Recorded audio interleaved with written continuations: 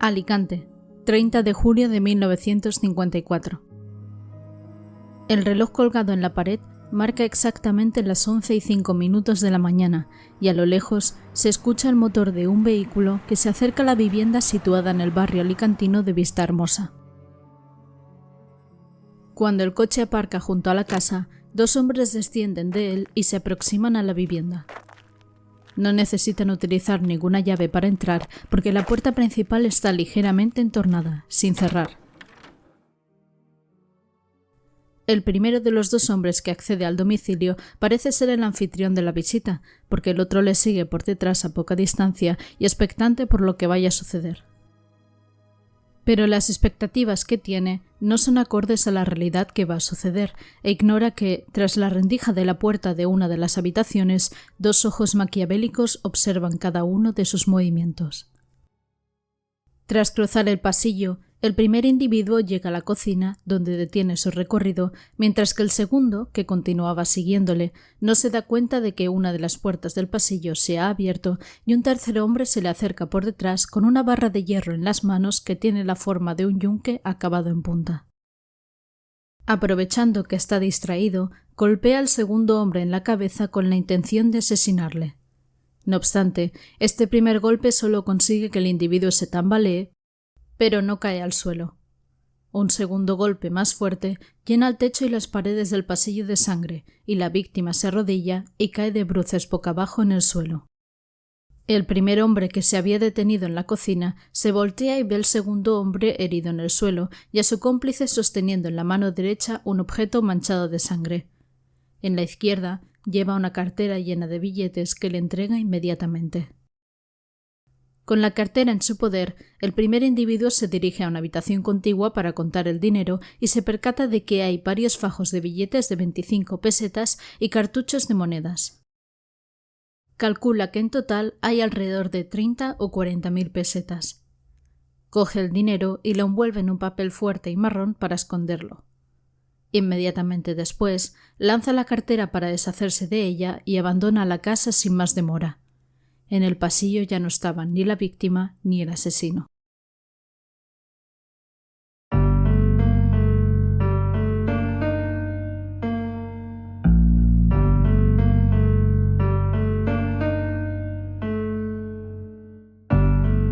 Fisonomías criminales. Capítulo 7. El asesino de las quinielas. Retrocedemos de nuevo al siglo XX para narrar el que va a ser el 7º capítulo del podcast, y antes de entrar en materia, como ya es costumbre, ¿quién sería yo si no comentara algo antes? La primera cosa que os quiero decir es que a partir de ahora va a haber un cambio de día en la publicación de los episodios. En lugar de lanzarse cada 2 lunes, ahora se publicarán cada 2 miércoles. El motivo del cambio es puramente estadístico. Simplemente, viendo las estadísticas del podcast, me he percatado de que el día que generalmente soléis escucharme más son los miércoles, así que, por tema de alcance y para que sea más cómodo para vosotros, he decidido pasarlo a este día. La segunda y última cosa que quería comentar es simplemente daros mi más enorme agradecimiento a todos y a todas. Cuando empecé este proyecto en febrero llena de ilusión, no esperaba ni mucho menos que fuera a gustar tanto ni que recibiría tanto apoyo por vuestra parte. Así que, nuevamente, gracias, de verdad. 1000 gracias por todos los comentarios bonitos, las felicitaciones e incluso las críticas constructivas que me vais dejando en cada episodio, porque, como siempre os digo, estas cosas siempre animan a uno a mejorar, a querer superarse y a continuar dándolo todo en un proyecto con el que no solo estoy disfrutando muchísimo haciéndolo, sino que además estoy aprendiendo una barbaridad. Y dicho esto, nos adentramos hoy en un caso que da fe de cómo los malos vicios, la avaricia y el ansia de poder nunca llegan a buen puerto. A veces arruinan la propia vida por las decisiones que obligan a tomar y otras se llevan también por delante las vidas de otras personas que sin culpa alguna tienen la mala suerte de toparse cara a cara con el diablo en persona. Este es uno de esos casos en los que una persona muere solo por tener la mala suerte de estar en el lugar equivocado y en el momento equivocado. A mí, de hecho, me llamó la atención desde el primer momento este caso porque es surrealista y al mismo tiempo asqueroso el motivo del asesinato. Pero no os preocupéis, no es el nivel de surrealismo que encontrasteis en el anterior episodio. Por suerte en este no hay ni realidades paralelas, ni conspiraciones de mafias, ni grupos parapoliciales. Nos situamos en la tarde del 23 de noviembre de 1954, 4 meses después de que se haya cometido el crimen. Una señora que administra varios chalés de Vistahermosa, una colonia veraniega situada a las afueras de la ciudad de Alicante, decide ir a hacer una visita a una de las casas que había alquilado 4 meses antes a un joven. Está extrañada porque han pasado los meses y el inmueble no se ha habitado ni se ha amueblado siquiera, así que quiere comprobar que todo está en orden y que no le han realizado ningún desperfecto. Cuando llega cerca de la casa, comienza a notar un hedor nauseabundo, como un olor a putrefacción, y observa que varias moscas grandes y verdes golpean sin cesar el cristal de una de las ventanas. Asustada, intuye que nada bueno debe ocurrir en el interior y corre a denunciar este hecho a la Guardia Civil. Los agentes inmediatamente se acercan al lugar y rompen el cristal de la ventana que señalan las moscas para entrar en la habitación. El mal olor es evidente, y lo primero de lo que se percatan es que en la estancia hay un bulto bastante voluminoso envuelto en una manta. Y, al desenvolverlo, descubren el cadáver de un hombre en avanzado estado de putrefacción cuyo cráneo está hundido en su hueso frontal.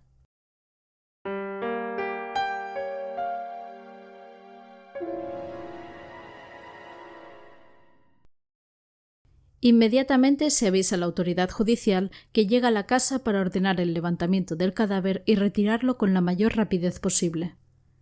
Tras ello, la Guardia Civil se pone manos a la obra con la inspección ocular de la escena del crimen y lo primero que llama la atención de los agentes es que en el suelo y en las paredes del pasillo hay innumerables manchas de sangre coagulada y de podredumbre, algo que en un primer momento les indica que el crimen no puede ser muy reciente.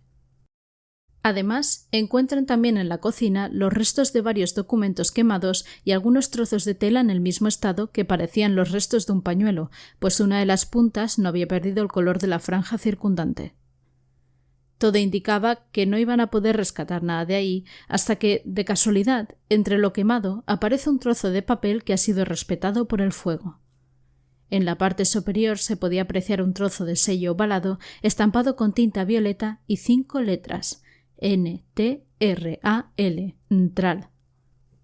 Debajo de estas letras estaba escrito en lápiz azul el número 500 y en la parte inferior del papel se leían las letras H-E.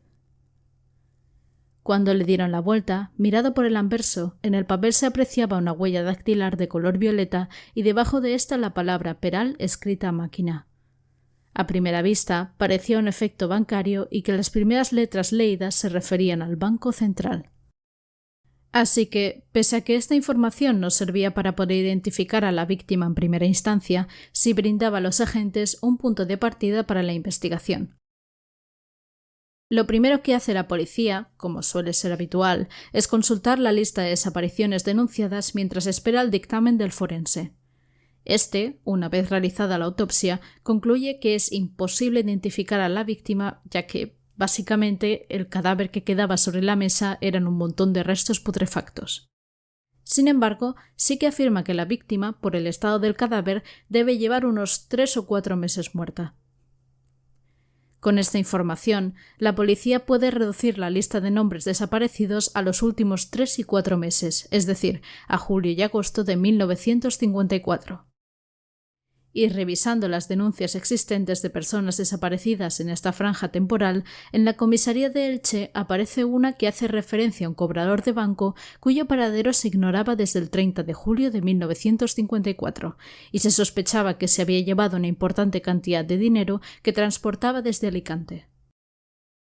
Ese hombre era Vicente Valero Macià, y comenzaron a barajar la posibilidad de que pudiera ser él debido al efecto bancario que se había encontrado en la escena del crimen.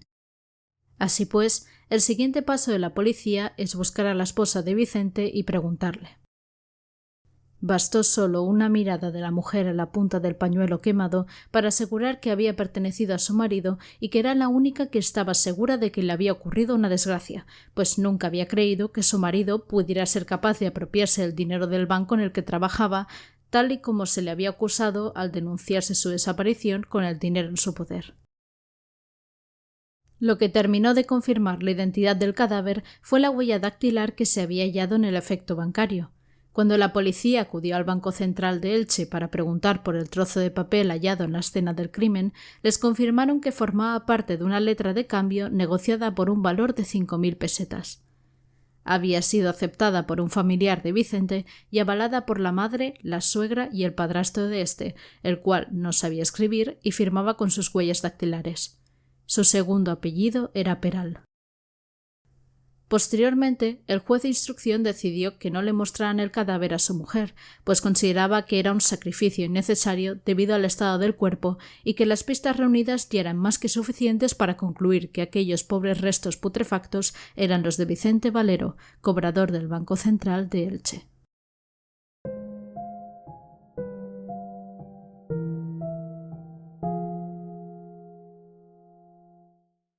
La Guardia Civil ya tenía identificado el cuerpo, pero claro, ahora venía la parte más importante, descubrir qué había sucedido en la casa de Vistahermosa, por qué había sido asesinado Vicente y quiénes habían sido sus verdugos. La maquinaria policial continuó rodando con todos sus efectivos y tras la identificación se realizaron 2 pasos clave. Por un lado, se interrogó a la dueña del chalet donde se había cometido el crimen y, por otro, se investigó el círculo de familiares, amistades y conocidos que eran cercanos a la víctima para poder conocer mejor su trasfondo y poder empezar a elaborar una lista de sospechosos. En el primer movimiento, es decir, la consulta a la propietaria del chalet, ésta les facilitó las señas físicas del joven al que había alquilado la propiedad 4 meses antes y les dijo que éste tenía como un tic nervioso que consistía en escupir hacia un lado constantemente, pero no pudo darle un nombre a la policía ya que lo desconocía. Al parecer, el inquilino había alquilado el chalet en representación de una familia de Albacete, que sería la que se alojaría posteriormente en la casa. Por lo que he leído, intuyo entonces que ni siquiera debía tener los nombres de esa familia o del propio arrendatario, lo que me lleva a plantearme si es que antes no se pedía el nombre cuando alquilabas un chalet o en la documentación se está omitiendo información, cosa que me parece más lógica, porque por mucho que fueran otros tiempos, quien en su sano juicio alquila una propiedad sin siquiera pedir un nombre para registrar ese alquilamiento. En fin, la cuestión es que, por este lado, se quedaron con unas pocas señas físicas que posteriormente serán de utilidad, pero que por ahora aparcamos a un lado. En el segundo movimiento, la policía sí que tuvo más éxito. Tras ahondar en el entorno cercano de la víctima, los agentes terminaron dando con José Segarra, un amigo de Vicente que trabajaba en el mismo banco que él y que justamente daba la coincidencia de que el día en el que había desaparecido el cobrador había faltado al trabajo. La policía averiguó que Segarra había estado enfermo después del crimen, o al menos había fingido estarlo, y que al volver al trabajo, a los pocos días, se había mostrado muy asombrado por la desaparición de su amigo Vicente. Incluso había ido varias veces a visitar a la esposa de este y hasta le había prestado 1.000 pesetas el mes de octubre, ofreciéndole su ayuda incondicional siempre que pudiera hacerle falta a la pobre mujer. El 26 de noviembre de 1954, a las 48 horas de descubrirse el cadáver, José Segarra fue detenido en su propio domicilio como sospechoso por el asesinato de Vicente Valero. En un principio lo negó todo, pero tras media docena de interrogatorios y al serle tomadas las huellas dactilares, acabó confesándolo todo. Había sido partícipe del crimen de Vicente, pero no el autor material del asesinato. El asesino había sido Julio López Guixot. Seguro que a estas alturas del episodio os estaréis preguntando ¿y qué demonios tiene que ver todo esto con las quinielas? Pues tranquilos, ya llega. El asesino de las quinielas es Julio López Guixot. Pero antes de explicaros el contexto, qué papel juegan las quinielas en todo este asunto y quién es Julio, quiero contaros cómo fue detenido, porque él mismo lo explicará todo una vez entre rejas. Con el nombre del asesino entre manos, las pesquisas policiales fueron mucho más fáciles y todo comenzó a rodar a una velocidad vertiginosa. Segarra les explicó que, tras el crimen, Julio había planeado casarse con su hermana, Asunción, con la que se había comprometido poco después de que el propio Segarra los presentara y entre ambos surgiera una química especial. Así, la boda se había planificado para el 16 de noviembre y Segarra contó que tenían planeado realizar el viaje de luna de miel por Cartagena, Granada, Sevilla y Almería. Afirmó desconocer su paradero en ese momento, ya que a esas alturas podía estar en cualquiera de estos sitios. Así, con esta información, la policía se dispone a hacer llegar a cuarteles y comisarías de todos esos lugares las órdenes de búsqueda y captura. Además, los agentes consiguieron una fotografía de Julio y se la mostraron a la propietaria del chalet, que enseguida reconoció perfectamente a aquel hombre como la persona a la que había alquilado su chalet en el mes de julio.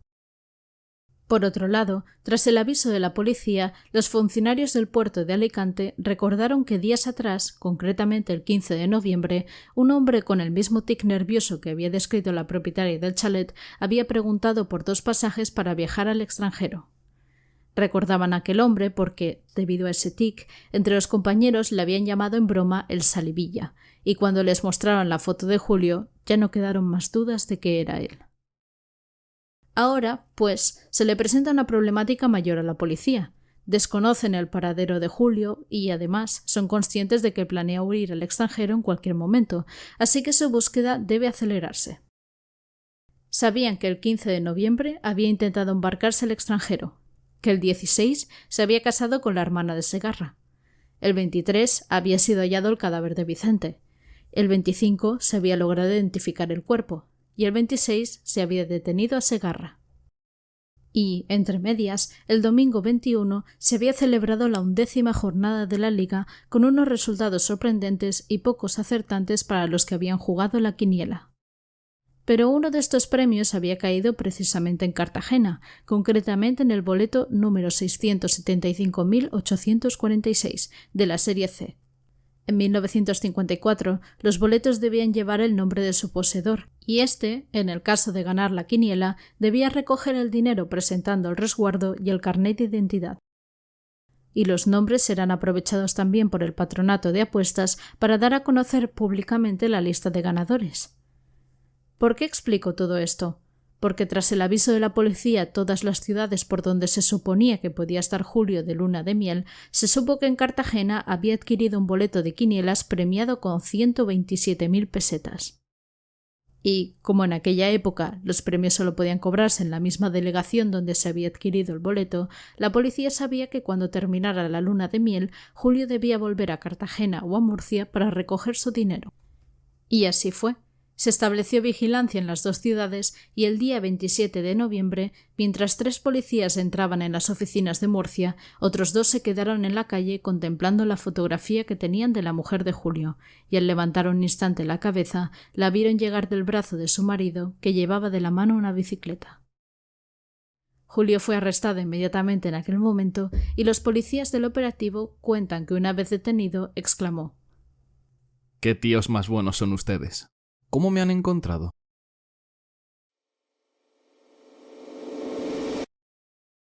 Y ahora llegamos al meollo del asunto. ¿Quién es Julio? ¿Por qué motivo asesinó a Vicente Valero? ¿Y a qué viene lo del asesino de las quinielas? Pues bien, no os preocupéis porque, una vez arrestado, Julio declaró en la comisaría de Alicante el crimen que había cometido con todo lujo de detalles. Pero primero vamos a entender quién era. Julio López Guixot, que en 1954 tenía unos 30 años, era un hombre asqueado de la vida, ambicioso y soberbio, inteligente y dominante. La típica persona manipuladora que intenta dominar a través de la dialéctica, no de la fuerza. El 1 de septiembre de 1943 había ingresado como voluntario del Ejército del Aire y el día 14 se le había instruido expediente por haber escrito una carta que, supuestamente, incitaba a la rebelión militar, y por ella fue condenado a 10 años de prisión mayor, hecho que agravaría su rabia y odio hacia la sociedad y provocaría sus actos posteriores. Tras cumplir la condena, se enteró de que había sido expulsado del ejército y que no tenía que terminar el servicio militar. Por ello, ya de vuelta en Elche, donde vivía, se dispuso a empezar una nueva vida. En la cárcel había trabado amistad con Agustín Merlique, otro vecino de Elche con el que se reencontró al salir de prisión, y ambos trabaron amistad con otros 2 jóvenes, Rafael Ramírez y José Segarra. Los 4 formaron una piña y constituían un grupo de amigos muy compenetrados. En el plano económico, no obstante, se podía decir que respiraban, pero tampoco era para tirar cohetes. José había encontrado trabajo en la sucursal del Banco Central, Rafael trabajaba en el Banco Popular Español, Agustín trabajaba como representante de una fábrica de calzados y Julio, debido a sus compromisos militares, era el que menos dinero generaba y por ello daba vueltas y vueltas a una forma de conseguir dinero rápidamente y sin mucho esfuerzo. Un día en el que los 4 amigos se reunieron, explicó: He pensado un negocio excelente, las quinielas.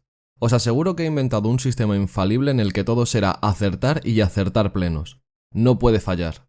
La única pega es que necesitamos constituir una sociedad y sacar dinero de donde sea para comenzar a jugar. Sus amigos se mostraron incrédulos al principio, pero el entusiasmo de Julio y sus dotes para manipular y convencer a la gente pronto convencieron a Rafael y José, mientras que Agustín decidió desentenderse del tema. Pronto los 3 amigos comenzaron a sellar quinielas y piden préstamos a terceros para poder echarlas. Pero no ganan ni una quiniela, y la sociedad no solo se disuelve, sino que encima ahora deben afrontar las deudas pendientes.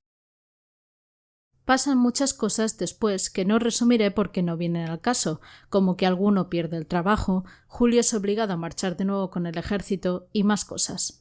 La cuestión es que meses después, Julio continúa obsesionado con las quinielas y con demostrar, según él, ese método infalible que ha creado, y un día que los 3 amigos están reunidos en la estación, este comenta: Sería capaz de hacer cualquier cosa para sacar beneficios. No me importaría arriesgar mi vida si ello me condujera a disponer de un dinero fácil.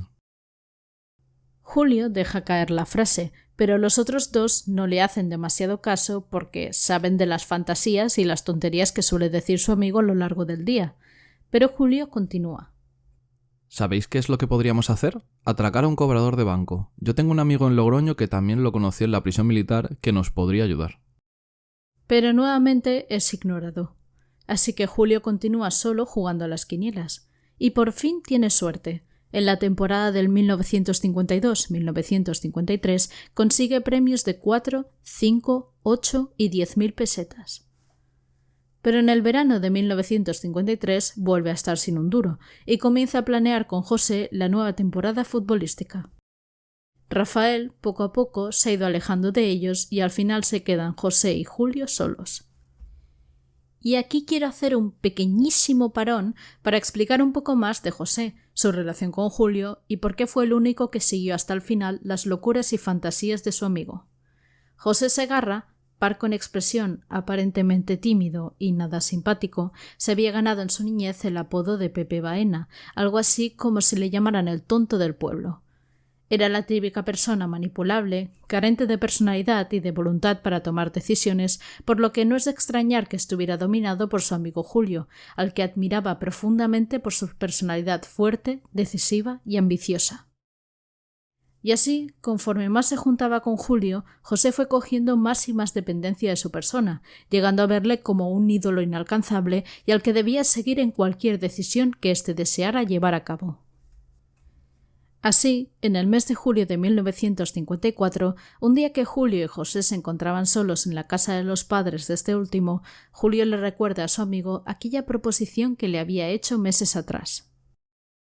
Hay que atracar a un cobrador de banco. Tú de esto sabes mucho, ¿verdad, José? Tú fíjate si es fácil. Averiguas cuando el cobrador de tu sucursal marcha a Alicante para recoger los fondos para el banco, yo le sigo y le robamos el dinero. Julio lo tenía todo planeado al milímetro. Su desesperación por ganar dinero, probar su método y hacerse rico le había llevado definitivamente a planificar un crimen. Y la forma de arrebatarle este dinero al cobrador en su imaginación variaba desde la opción simple del tirón en la calle y una huida rápida hasta atracarle con un cuchillo o navaja. Pero había una tercera forma de efectuar el atraco: alquilar un chalet a las afueras de Alicante y llevar allí al cobrador bajo cualquier pretexto, eliminarlo, hacer desaparecer el cadáver y quedarse con el dinero. José entonces se anima a seguirle el juego a su amigo y le explica que el cobrador de su sucursal es Vicente Valero, al que conoce bien, y que el dinero es traído los viernes.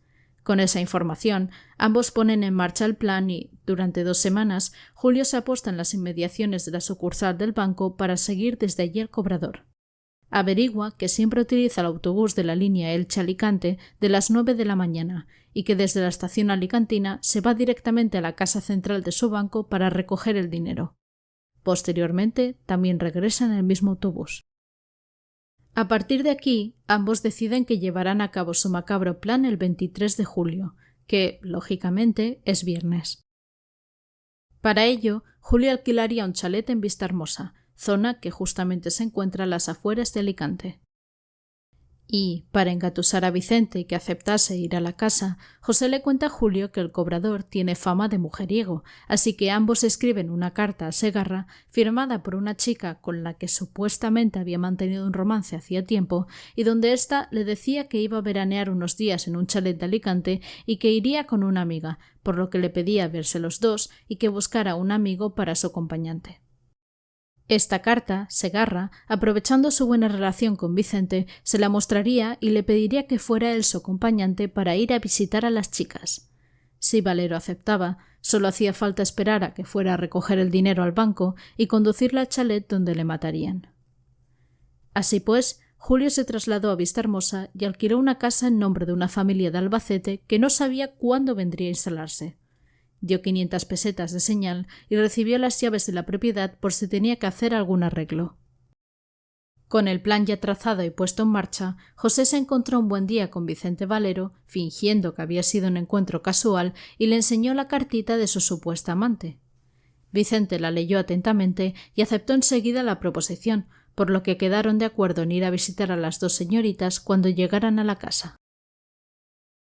Como he explicado antes, el día 23 de julio era el elegido para llevar a cabo el crimen, pero aquel día Vicente hizo el viaje a Alicante acompañado de otro cobrador y, por lo tanto, tuvieron que cancelar la visita a Vistahermosa hasta que se presentara una ocasión mejor.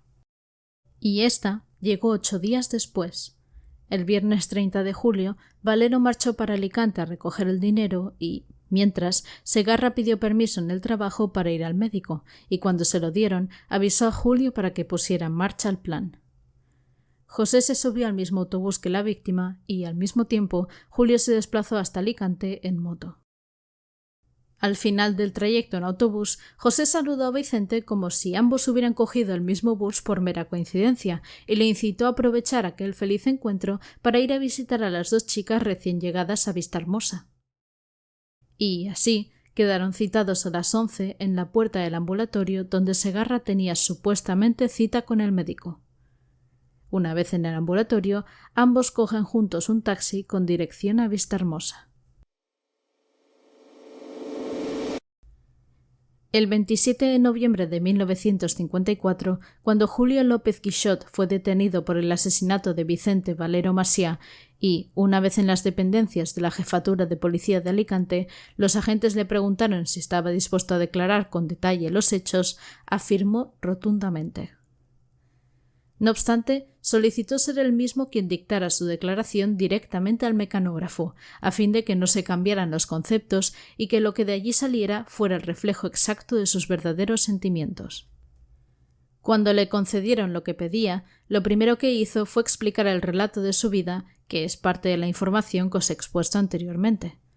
Pero, de pronto, cuando iba a explicar por fin todos los detalles del asesinato, estimando que el que estaba escribiendo a máquina lo hacía despacio y parecía dudar a veces, dijo que quería escribirlo él mismo. Así pues, os voy a relatar más o menos la declaración que escribió, intercalándola con algunos fragmentos literales que se han podido conservar.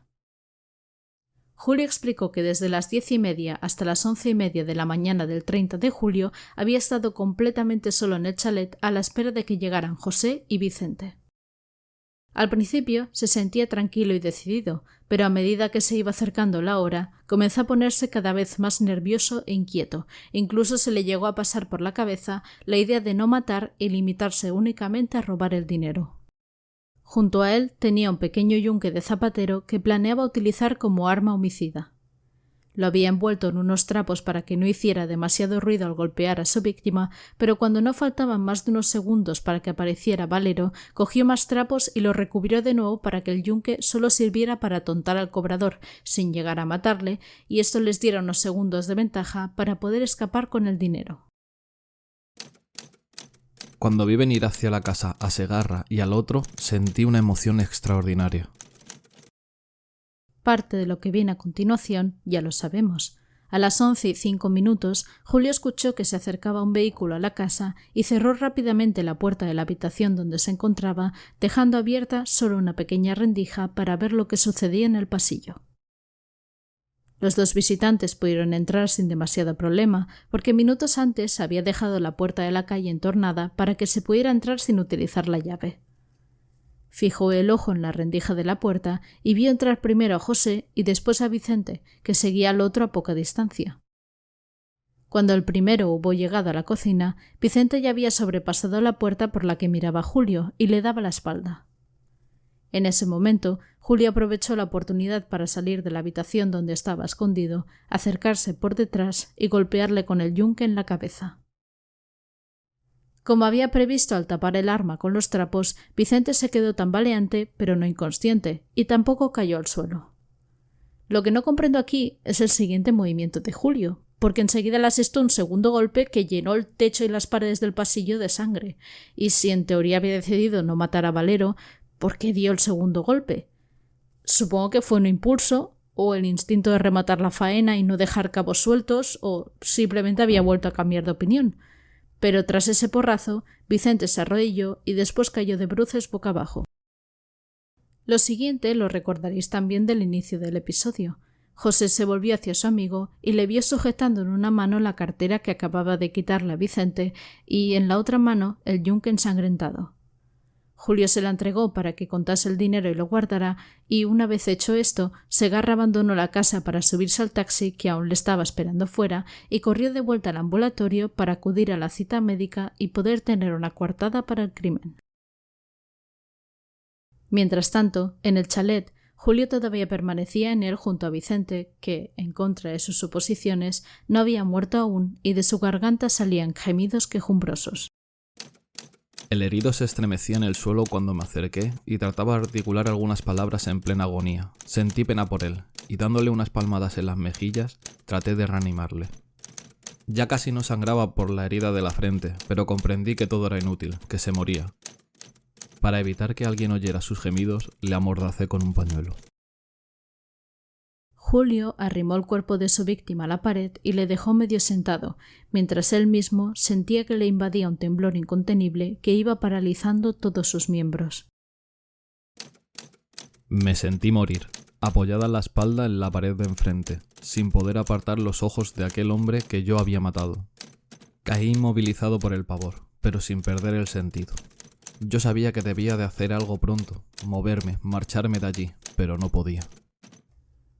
Julio no contaba con aquello, con el reflejo de inmovilización que se produce en algunas personas e incluso animales en momentos emocionales intensos de amor o de miedo. Estuvo completamente quieto unos 20 minutos y durante todo ese tiempo comenzó a purgar su delito. En cuanto le fue posible reaccionar, se levantó y salió de la casa dispuesto a hacer todo lo posible por eliminar sus huellas. Al querer cerrar la puerta, se le rompió la llave y, armándose de valor, fue a la casa de la propietaria para pedirle un duplicado. De vuelta en el chalet, cerró la puerta con llave y se alejó de allí en dirección a Alicante para hacer algunas compras con el dinero que acababa de robar. En la calle Bailén compró una manta de color blanco y en una ferretería de Alfonso X el Sabio compró un cubo, un saco y una cuerda. Tomó un taxi y regresó a la casa de Vistahermosa. Pero, al regresar, su sobresalto fue enorme cuando comprobó que el cuerpo no estaba en la misma postura en que lo había dejado. Tal vez a causa de una convulsión agónica, Vicente se había separado de la pared y estaba tendido en el suelo con los ojos hacia la puerta y un brazo extendido hacia la pared de enfrente. Parece que lo estoy viendo. Estaba muy inclinado hacia el lado derecho y la cabeza, que antes ya no sangraba, estaba entonces sobre un charco de sangre de unos 40 centímetros de diámetro. Me emocioné. Cogí su cabeza e instintivamente puse mi mano sobre la herida para detener la hemorragia. Pero al darme cuenta de que ya tenía las manos frías, sentí enormes ganas de reventar a llorar.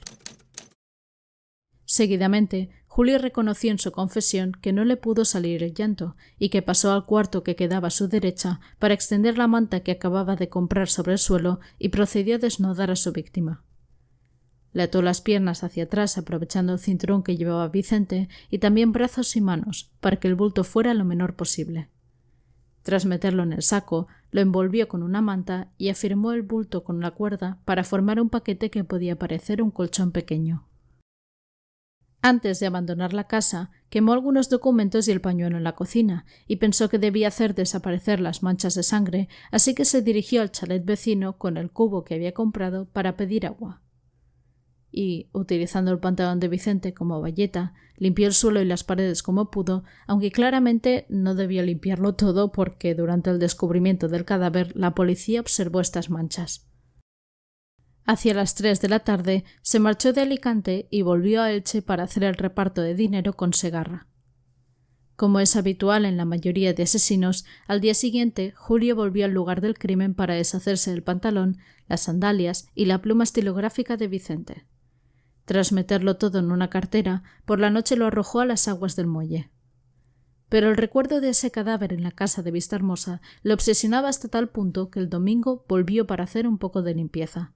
Se desplazó en tren hasta Alicante y compró un capacho, que es como los cubos estos de cuero que se utilizan en las obras para mezclar el mortero, y una botella de Zotal, que es un desinfectante, pues pensaba que con el calor la casa debía oler muy mal. Y así era. Se sorprendió al comprobar que en el interior de la casa olía mucho peor de lo que se había imaginado, así que roció las paredes, el suelo y el cadáver con el producto. Como, además, todavía estaba allí el arma homicida, la metió en el capacho y, de vuelta a la capital, compró un periódico para envolverla. Poco después, tiró ambas cosas en un huerto cercano a Elche. El que ya siempre sería conocido como el asesino de las quinielas confesó también que durante varios días no pudo apartar de su mente la idea de sepultar el cadáver, pero pronto descubrió con horror que había perdido la llave del chalet, que ya era la segunda recibida, y le faltó valor para volver a pedir otra, así que el cadáver de Vicente Valero permaneció en la casa de Vistahermosa hasta que fue hallado 4 meses después. En ese momento fue consciente de que, si no podía deshacerse del cadáver, tarde o temprano lo encontrarían en la casa, así que aprovechó que se encontraba cerca del puerto para intentar negociar unos billetes para huir al extranjero. Que fue lo que os he contado de que los funcionarios del puerto se quedaron con su cara y le recordaban medio en broma como el Salivilla. El resto ya lo sabemos. 4 meses después se descubre el cadáver, se inicia la investigación, detienen a José, que delata a Julio, y finalmente Julio termina entre rejas también. Durante toda su declaración, Julio no perdió ni un momento la serenidad, haciendo enmiendas tanto a los que escribían como a los que dibujaban, llegando, como ya he explicado, a sentarse a la máquina para escribir su confesión e incluso dibujó él mismo el croquis con un lápiz rojo que señalaba la posición de su víctima y la suya propia, alardeando siempre de franqueza, como cuando un testigo en el juicio posterior dijo no haberle visto nunca, a lo que él replicó: Pues ya usted sí que lo vi, porque es el vecino del chalet de al lado y fui a pedirle agua con un cubo. ¡Y 2 veces! ¿Me recuerda ahora? En el juicio también dio cuenta del uso que había hecho del dinero robado Vicente, el cual quedó así justificado ante su empresa y su familia, que en todo momento pensaron que había robado el dinero al banco. En definitiva, Julio concluyó: Ya tenía ganas de que me cogieran, porque he vivido muy intranquilo todos estos meses. En diciembre de 1957, el Tribunal Supremo confirmó las 2 penas de muerte de Julio López Guixot y José Segarra. No obstante, este último fue indultado posteriormente por el jefe del Estado y se le conmutó la pena por 30 años de reclusión mayor. Por otro lado, Julio no alcanzó la gracia del indulto y en el verano de 1958 fue ejecutado a garrote vil en el reformatorio de adultos de Alicante.